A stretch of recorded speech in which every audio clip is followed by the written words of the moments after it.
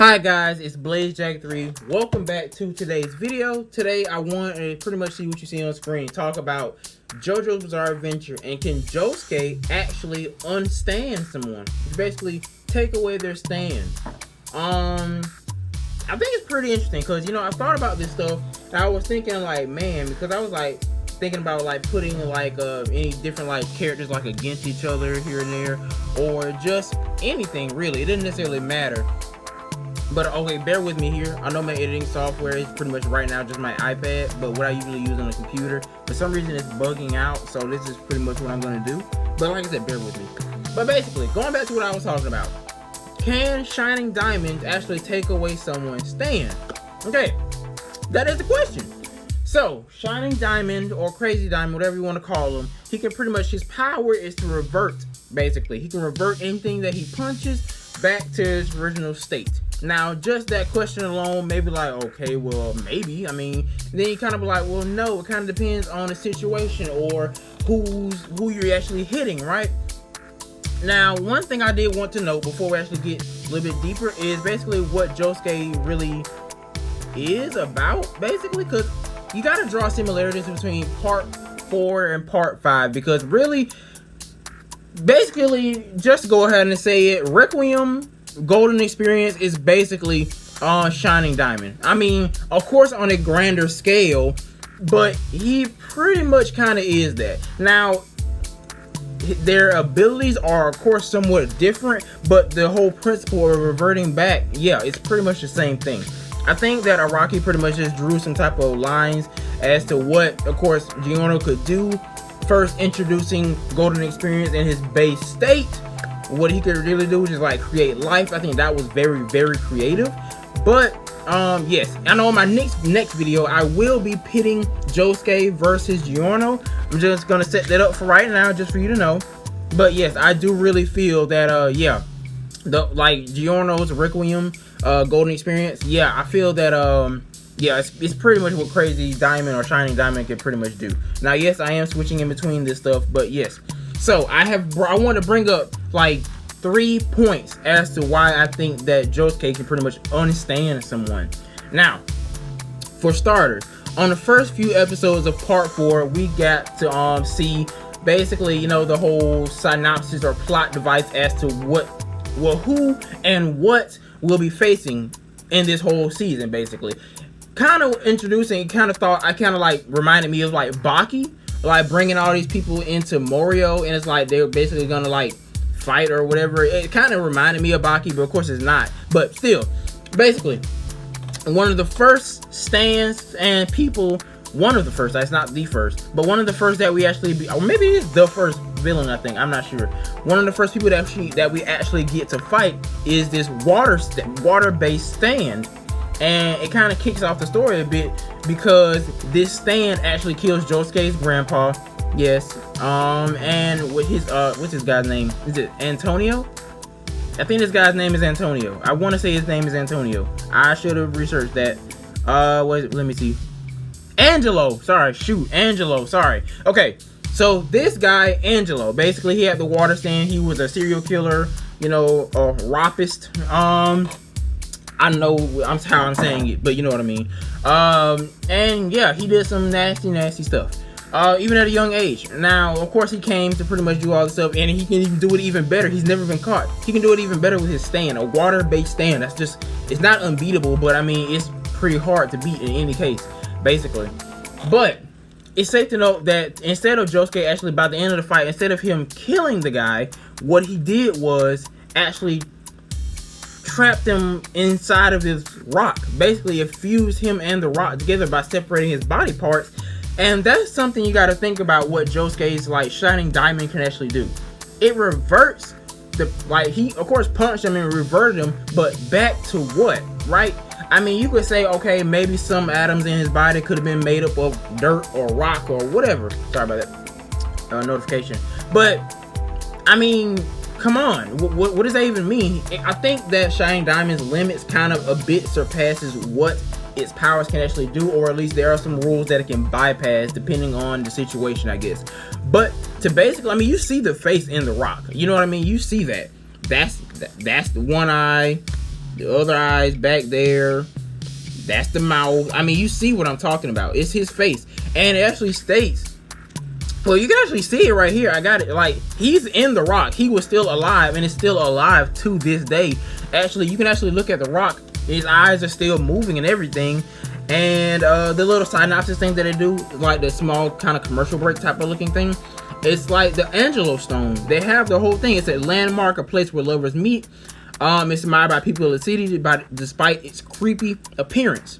And actually, they feel like, oh man, the rock's eyes follow you every time you move, you know? But what does that actually mean, right? I mean, that he's still alive in there. He's not dead. Josuke said he wasn't gonna kill him. He basically gave him kind of like an eternal torment. Kind of basically the same thing what Giorno did. Now, if you're not fresh with part 5, I do apologize, but watch it or read it, I don't care. Boom, there you go. Click off if you want. I'm finna go into it. Basically, I'm starting now to spoil. So boom, for part 5. Basically, Giorno's Requiem ability, basically reverting Diavolo's death to 0 over and over again. It's not the same thing, but the fact that Shining Diamond can actually put someone in a state of no decay, of everlasting pretty much placement, it's not the same thing as Requiem's ability. Requiem doesn't just control death. He can pretty much revert anything back to 0, basically. Either actions or willpower. And actions, that's even a lot. That's just a broad statement. Like, time passing by is an action. You know what I mean? So that's pretty much a broad statement. But of course, like I said, Requiem is probably more of on a grander scale than what Shining Diamond can do. But like I said, I'm going to go with that in the next video. But like I said, it's safe to know that, yes, Angela is actually still alive in that rock. So what all are Shining Diamond's abilities? It can go from anywhere, basically. We've even learned when he was fighting, what's the guy's name? The guy with the bite. No, that's not Bites the Dust. What's his name? I mean, it's that move, but can I remember the guy's name? You want to live a life or whatever? Shoot, a calm life. I can't remember the guy's name. Y'all know who I'm talking about, right? But basically, now the second point I want to think about why basically evidence if he can get rid. Oh, sorry, I didn't even finish the first point. Okay, basically, the point with that Angelo still being alive, he can't use his stand. Now that's one thing. Of course, if anybody passes by this rock, I mean, Angelo, he's been killing for a long time. He's gonna get the urge. Bump if you're just standing there. If he can still kill someone, I'm pretty sure he'd be okay with just being in a rock. But it's safe to note that he can't use his stand, or at least he's never used his stand while being in this state, even though he is alive. Now that's the one thing to note. I want to note that, okay? Second point. Now this isn't as this isn't the point I was trying to make. Sorry, hold on. Okay. Now this point isn't as this point is kind of like I mean, I get what you're saying, but just listen to what I'm saying basically. Now, one thing at the beginning when you got in Okuyasu's brother and you know the picture of their dad and their little goop dad or whatever, all that crap, right? Now we saw that Josuke actually fixed the picture. Now the picture has been pretty much ripped up for like 10 plus years. Of course, the dad was like that little goofy thing. He'd been trying to put it back together this whole time, but every time he did, the brother would pretty much stomp him out and get mad. But that's one thing to note, that a time like feature applied to an object probably doesn't even matter. Basically, what I'm saying, right? So that's really actually good to know, because his like ability, it's like, it could have been like, well, it only works on something that could have been destroyed in like 5 minutes, or it's like if he sees a car wreck, he can fix it, but if he like waits a day or something afterwards, he can't fix it. No, it doesn't matter.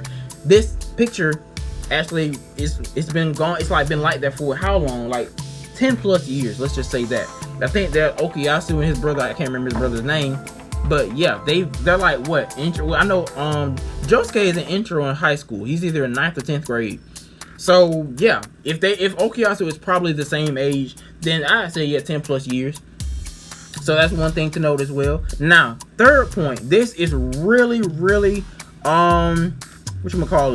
crucial to the point I'm trying to make. Now, y'all remember the episode with Tonio, that chef dude? We thought he was a bad guy, but it really wasn't. I should have put the little meme in there with Okuyasu doing that thing where he was like eating and all that stuff. He kept like exclaiming, "Oh, it's so good every time." I should have put that in there, but I didn't even think about it. Okay, so basically his stand was Pearl Jam. Now why is this important to the point you're trying to make? Can he unstand someone? He didn't even beat, like, Josuke didn't even beat this guy up. Now watch this. Look at this. We already know that Tonio's stand, Pearl Jam, this is his stand, it's actually made up of many different types of like bodies. Basically, we saw that with that little fat kid, I can't remember his name, who used to like collect coins and money around stuff. And we also saw this in part 5 with Mista with his Sex Pistols, right? So we actually know that the stands can actually have like different bodies. It's just basically they all like go to like one master basically. So the main thing about Tonio's stands is that he actually uses his stands as things to cook. So I don't think he can like infinitely spawn them, but he puts them in their food, in his food basically. People eat them and they actually become the ingredients. So it's safe to say that he doesn't run out. Basically, I would say that yeah, he can make an infinite amount. There's probably like a limit to how many he can make at a time, but he's a chef. He's been doing it for years and been traveling the world. So yeah, let's say he can probably make an infinite amount of these little thingies, right? So what I want to note was that, remember, Josuke, when they were eating at the restaurant and, you know, Okuyasu was acting all weird, stuff just kept freaking happening to him that shouldn't happen, especially when he drank that water and like his eyes just started freaking gushing out like a bunch of water. I don't think that's what this was referring to, but remember that scene where Josuke actually reverted to the spaghetti to its actual ingredients. Now, like I said, remember that Pearl Jam, that stand, is an ingredient in the food each and every time. And what happened?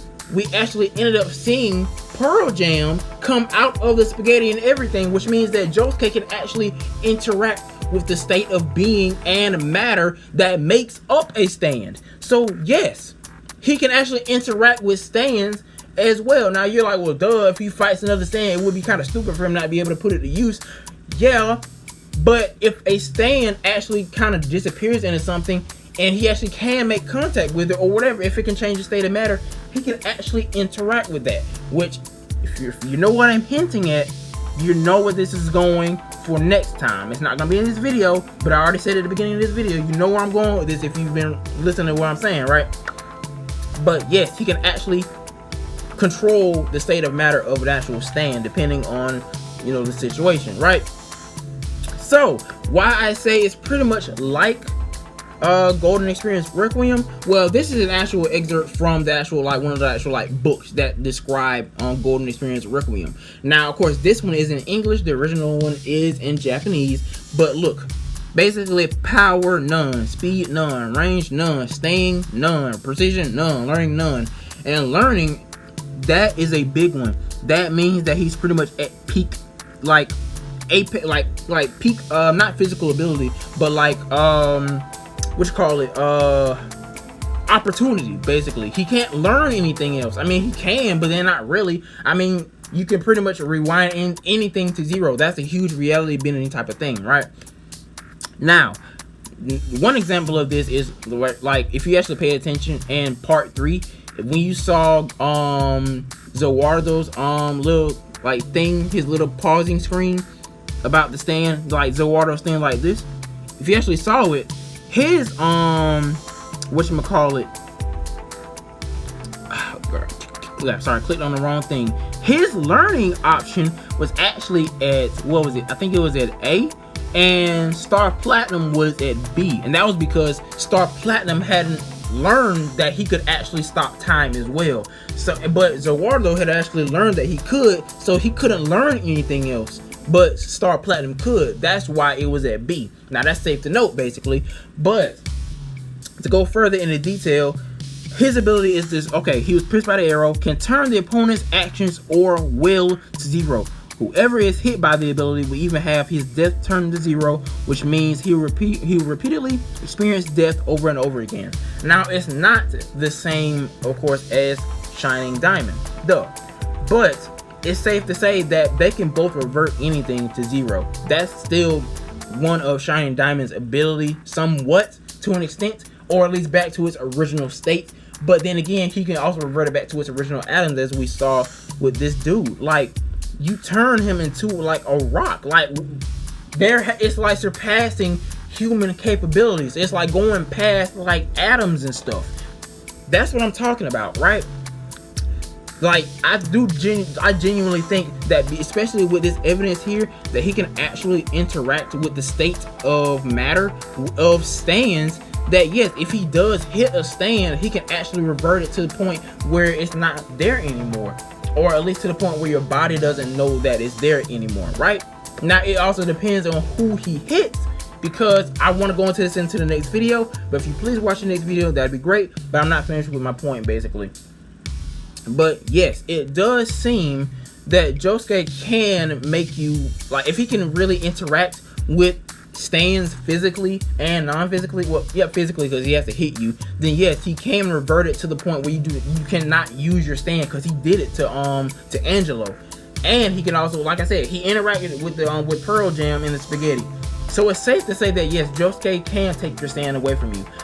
Now, that doesn't mean he's gonna get the chance to do that every time, right? But it's safe to say that yes, he can do it. Now, hopefully you did like this video, because hopefully you learned something new about him. Now, the next JoJo video I will be doing will be pitting Josuke against Giorno and Requiem Giorno. It's probably gonna be base Golden Experience, or it's gonna be Requiem one. Probably both. We'll just see. So yeah, guys, have a great day. See you guys later.